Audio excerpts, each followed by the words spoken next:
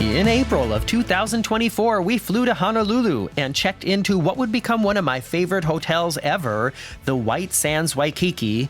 We also went to the Diamond Head Luau for Foodie Friday, which we loved but probably wouldn't do again, visited the Pearl Harbor Memorial and USS Arizona, checked out the world's largest festival dedicated to Spam, and after 3 days of fun, sun, and great food, it was time to check out of the hotel and check into the Royal Caribbean Brilliance of the Seas. I'm Morgan from the Very Unofficial Travel Guides. I've been making travel videos for over 15 years of popular and not so popular tourist destinations to give you a very honest, unofficial look at what it's like to be there. And I also wrote a book with travel stories about real things that have happened to me while traveling around the world. It's called Getting Stitches on a Cruise Ship. It's available on Amazon now. A few weeks ago, I posted a video explaining how easy and affordable it is to just take the bus from Waikiki to Pearl Harbor. You can take the same buses to the cruise port for only $3 cash. Just like when you're headed to Pearl Harbor, find a bus stop on the northern side of Kuio Avenue and wait for a bus number 20 or 42. The earlier on Kuio you enter the bus, the better chance you'll have of getting a seat and a place for your suitcases. If you have a lot of bags, or if your bags are hard to manage, or if you're going to have a problem if you maybe have to stand for half an hour, then it might be better for you to just take a taxi or an Uber to the port and not take the bus.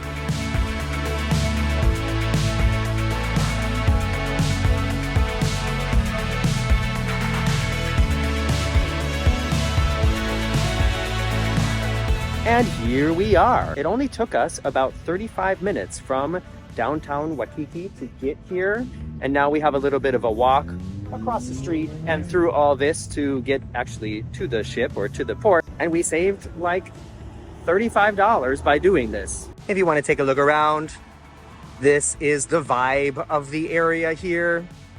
It feels friendly and not scary whatsoever. I feel comfortable here, and there doesn't seem to be anything that makes me nervous, except for these flies biting my legs. I have to keep moving. Let's go.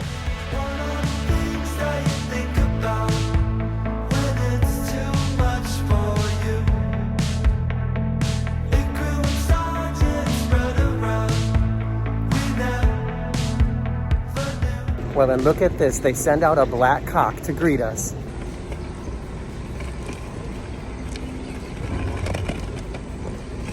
Right over there is the entrance. This was really easy. And I'm so glad we saved the money from an Uber.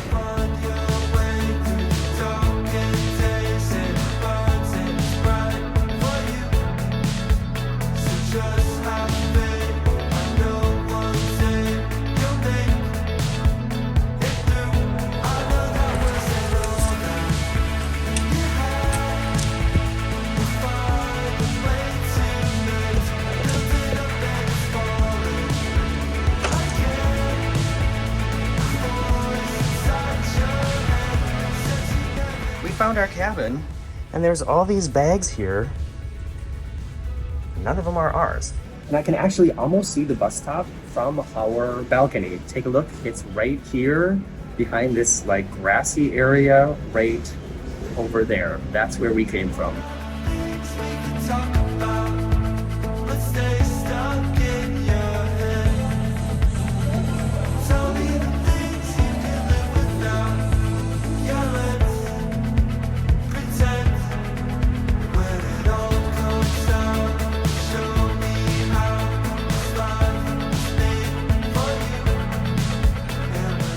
This cruise turned out to be really spectacular and different.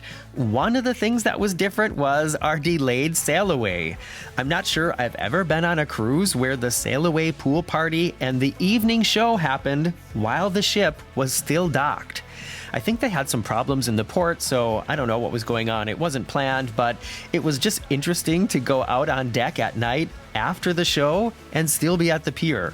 The next day, we arrived on Big Island, and not only were we greeted by a huge pod of dolphins in the bay, but I also did something I haven't done in a very long time, and that is a ship-sponsored excursion. If you're subscribed, you'll be getting a notification soon when this full video goes online, but we visited the famous Rainbow Falls, named after Dr. Albert Falls, of course, drove all the way up to the top of the volcano, which was so much bigger than I imagined it would be. I mean, this crater is huge. We didn't get to see any lava, but we did get to see a lot of steam, and then we were driven back down to the spectacular Thurston Lava Tube, which is a really huge cave-like tunnel formed by lava many years ago. This was so cool, and it was also dark and wet and very much giving me Jurassic Park vibes. Videos coming soon. The following day on Kauai, we did the underground tubing tour of the plantation aqueducts, and people, although this was really expensive, it was like memories of a lifetime. Thank you to everyone who suggested we try this. It was so amazing, and it's another thing I'm really looking forward to showing you what this experience was like. If you're a fan of flume rides and lazy rivers and caves and nature, this is definitely something you don't want to miss. And then we had 6 sea days to cross the Pacific over to Vancouver, and I had plenty of time to film around the ship and inside the cabin, and I'm looking forward to showing you all that too. I'm Morgan from the Very Unofficial Travel Guides. Hope to see you back here soon.